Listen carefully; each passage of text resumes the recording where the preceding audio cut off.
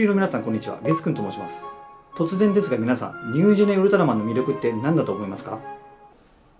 そうだね。型にとらわれないいろんな体勢から放たれる必殺技だね。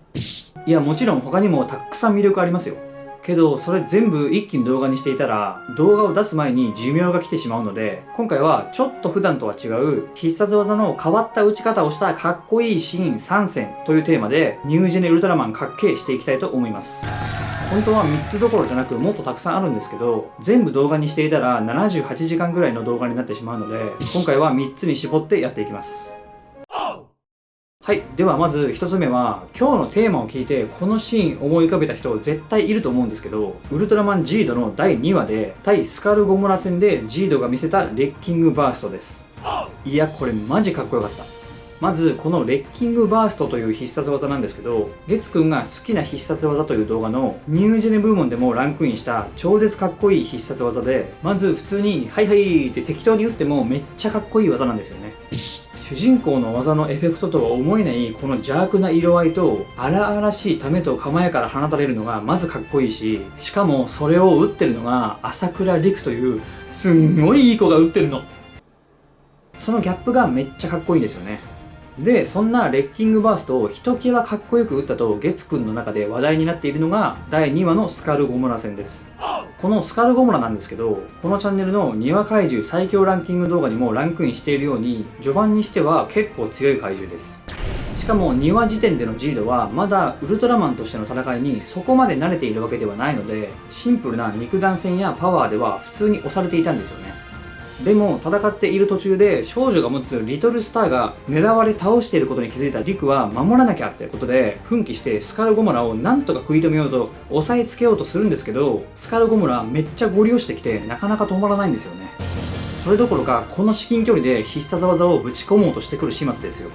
追い詰められたジードだったんですけど、このスカルゴモラのゴリ押しスタイルにインスパイアされたのか、なんとジードもこの至近距離からスカルゴモラと組み合ったままレッキングバーストのため動作に入るんですよ。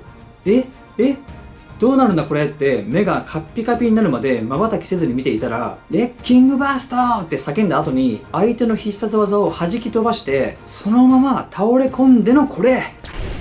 はい、かっこいい。かっこよすぎでしょこれ。逆に戦い慣れていて必殺技以外にいろんな対応手段を持っているウルトラマンだったら、もしかしたらこの打ち方をしなかったかもしれないので、そういう意味でもジードらしさもあってこのシーン素晴らしかったと思います。はい、続いて2つ目はウルトラマンタイガの第12話で対ギマイラ戦でウルトラマンタイガプロトンアースが見せたオーラムストリウムです。これも素晴らしかった。厳密にはウルトラフリーザーとの連続技だったんですけど、これもめちゃくちゃかっこよかったです。まずこのタイガのフォトンアースがかっこいいですよね。そしてそんなかっこいいフォトンアースから放たれるのがタイガの基本技であるストリウムブラスターの強化版っぽい感じのオーラムストリウム。打つ時の構えやストリウムという父親であるウルトラマン太郎要素もしっかりありつつ、ちょっと余裕っぽい感じで打つ太郎のストリウム光線より腰を落として頑張って打ってる感じが息子感があって、個人的に好きな必殺技なんですよね。で、そんなオーラムストリウムをひときわかっこよく打ったと月くんの中で話題になっているのが第12話のギマイラ戦です。このギマイラはもともとウルトラマン80に登場した強敵なんですけど、このタイガの個体もかなり強くて、他の怪獣との連戦で疲れていたとはいえタイガが1回負けてしまった怪獣です。再戦時のシーンが問題のシーンなんですけど、実はこれタイガだけじゃなくてある人物との協力のもと生まれたシーンなんですよね。それがこのサラサ星人マリアという宇宙人の少女で、この子魔法使いなんですよね。なんかめちゃめちゃ尖ったコンセプトで活動しているアイドルグループのセンターみたいな服装の可愛い少女なんですけど、この子地元の星を滅ぼされて地球に逃げてきて、さらにギマイラのせいで魔法も一時的に使えなくなって踏んだり蹴ったりのめちゃくちゃな状況だったんですよね。このマリアとひろゆきが強い気持ちを持って臨んだギマイラ2戦目なんですけど、当然ギマイラは強いのでまた苦戦するんですよね。で、復活したマリアの魔法の力の協力で戦えていたんですけど、途中でマリアがギマイラにピンポイント攻撃を食らってしまって吹っ飛ばされてしまいます。その時にやべ死んだわって思ったのか、マリアが最後に見たかった自分の故郷の海を魔法で出します。いや、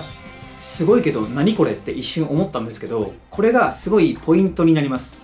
フォトンアースになったタイガはある程度ギマイラをボコった後上空へ飛んでギマイラの攻撃を誘ってそれを華麗にかわしてその攻撃をマリアの地元の海が受けて水しぶきがプシャーってなるんですよね。その水しぶきを利用してのウルトラフリーザー。海が出てきた時にこれいけるやんって思ったタイがすごすぎ。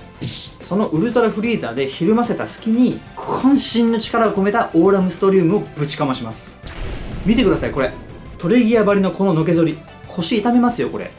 この魔法からのフリーザーからの渾身の力を込めたオーラムストリウムの流れ、素晴らしかったです。もうこの時のタイがテンション上がりすぎてオーラムストリウムンヌって言ってましたからね。はい、最後3つ目はウルトラマン Z の第24話の対デストロドス戦でウルトラマン Z ガンマフューチャーが見せたゼスティウム光線です。これもかっこよすぎてビデオが擦り切れるくらい見ました。まあ10秒戻るのボタンをポチッとするだけなんで擦り切れるとかないんですけど、まずこのゼスティウム光線なんですけど、月くんが好きな必殺技ニュージェネ部門3位以内に惜しくも本当に惜しくも入れなかったんですよ。本当にウルトラセブンに登場した宇宙細菌ダリー1匹分くらいの差で入れなかったんですけど、もともと大好きなウルトラかっこいい必殺技なんですよね。フォームがかっこいいんですよね。フォームがあと打つ前になるクロリーンみたいな音、あれがかっこいいんですよね。私月くんセンスないんで弟の平凡みたいに真似とかはできないんですけど、とにかくかっこいいウルトラマン Z の基本技なんですよね。でそんなゼスティウム光線をひときわかっこよく打ったと全月くんの中で話題なのが第24話のデストロドス戦です。このウルトラマン Z のラスボスデストロドスなんですけど、24話で1回負けて25話で決着なんですよね。だから今回ピックアップした24話は負けてしまう時のゼスティウム光線なんですけど、そんなのは関係ねえと、関係なくかっけえってことなんですけど、デストロドスに対してまずアルファエッジの力が通じずにベータスマッシュになって、それでもパワー負けして最後ガンマフューチャーになります。ガンマフューチャーの超能力的なテクニックで何とかしようとするんですけど、それも通用しそうになくてボコられていた時にデストロドスが調子に乗って D4 レイをぶち込もうとしてくるわけですよ。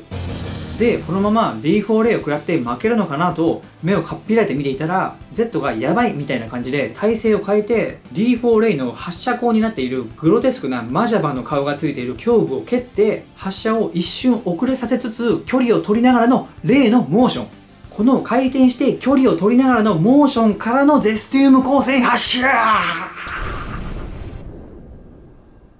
かっこよすぎる。なんやこれは。これもし月くんがやっていたら回転している途中で全然関係ないところに打ってますよ多分。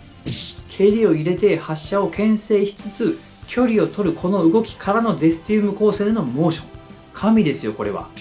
まあこの後負けたんですけどね。という感じで型にとらわれないいろんな体勢でのニュージェネウルトラマンたちの必殺技の打ち方という動画でした。正直まだ紹介したいシーンありますので多分第2弾あると思います。あの時あの戦いでの必殺技が燃えたとかなら当然どの世代でもあると思うんですけど、変わった体勢から打つとなるとこれだけポンポン出てくるのはやっぱりニュージェネになってくるのかなと思います。これからもかっこいい必殺技の打ち方たくさん見せてくれることを願っています。それでは最後までご視聴ありがとうございました。さよなら。